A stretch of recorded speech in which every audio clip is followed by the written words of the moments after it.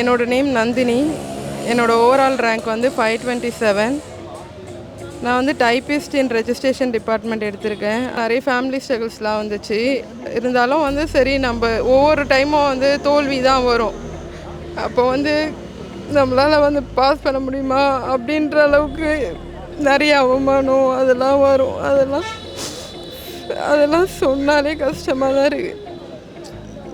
நம்ம வெளில போனால் கூட நம்மள யாருன்னா எதுனா கேட்டுருவாங்களோ, நம்ம வேலைக்கு போயிட்டு தான் இருந்தேன். வேலைக்கு போயிட்டு இருந்தாலும் ஒரு 3 மந்த்ஸ் வந்து நம்ம லீவ் போட்டு படித்தா கூட வேலை இல்லையே என்ன பண்ணுற அப்படின்னு யாருனா கேட்டுருவாங்களேன்னு சொல்லிட்டு கூட தலை குனிஞ்சு தான் போவேன். அந்தளவுக்கு ஃபங்க்ஷன்லாம் நான் அட்டன் பண்ணதே கிடையாது. சரியா, என் பாப்பாவை கூட நான் அந்தளவுக்கு பார்க்கல. ரொம்ப கேள்விக்குறியாக தான் இருந்தது என்னோடய நிலைமை. அதுக்கப்புறம் எங்கள் ஹஸ்பண்ட் வந்து நிறைய சாக்ரிஃபைஸ் பண்ணாங்கன்னு தான் சொல்லணும். ஏன்னா வந்து கூட்டு வர்றதுக்கு அப்புறம் என் தம்பி, என் அண்ணாலாம் எனக்கு சப்போர்ட் பண்ணாங்க.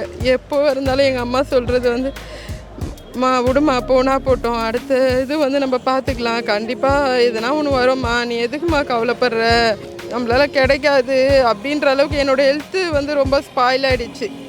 இந்த பயாப்சி பண்ணுற அளவுக்குலாம் ஆகிடுச்சு. நல்லா கண்டினியூ பண்ண முடியல. இதுக்கப்புறம் அவ்வளோதான், நம்மளால் தெரிஞ்சதை நம்ம போய் எழுதுவோம். அதுக்கப்புறம் வந்து எங்கள் மாமியாருக்கு நான் வந்து இதை சமர்ப்பிக்கிறேன். ஏன்னா வந்து அவங்க இப்போ உயிரோடு இருந்திருந்தாங்கன்னா ரொம்ப சந்தோஷப்பட்டிருப்பாங்க அதை பார்த்து. அவங்க இப்போ உயிரோடு இல்லை. இருந்தாலும் வந்து நான் வாங்கிட்டேன், ஒரு ஜாபு ஜெயிச்சிட்டேன்.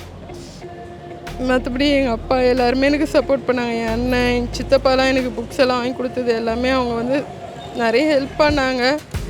ஆனால் வந்து சொசைட்டியில் வந்து ஒரு ஆஸ்பிரண்ட்டாக வந்து லைஃப்பை வாழ்கிறதுன்றது ரொம்பவே கஷ்டம். ஏன்னா சமூகம் நம்மளை பார்க்குற பார்வையே வேறு தான். வேலை இல்லை, படிச்சுட்டு இன்னும் வேலை இல்லாமல் இருக்கிறாங்க. யாரை பார்த்தாலும் கீழே குனிஞ்சினே நான் போயிடுவேன். எனக்கு பேசுகிறதுக்கே கஷ்டமாக இருக்கும், பயமாக இருக்கும். இவங்க வந்து நம்மளை என்ன கேட்டுருவாங்களோ, இன்னும் வேலை இல்லாமல் இருக்கிறீங்க, எம்எஸ்சி பிஎட் முடிச்சுட்டு இன்னும் வேலை இல்லாமல் இல்லை, ப்ரைவேட்டில் வேலைக்கு போயிட்டு இருந்தேன்.